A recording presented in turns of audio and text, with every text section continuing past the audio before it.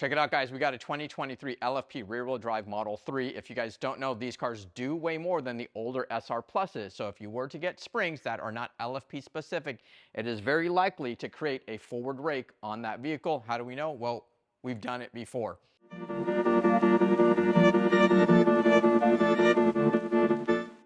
For that reason, we recommend spring manufacturers to produce LFP specific springs, which Eibach has. This is our first Eibach install with the LFP springs, and check it out. It's got a pretty even drop. So we did get about a 1-inch drop from factory ride height. I think they published a 1.1-inch drop. And we did camber correction on this vehicle. If you did not do camber correction, this thing would have had almost 2 degrees of camber in the rear. That's no good. You will wear out the inside of your tires prematurely.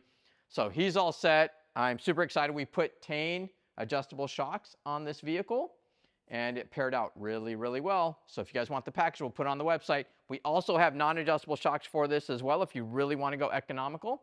But check out the website. Thanks.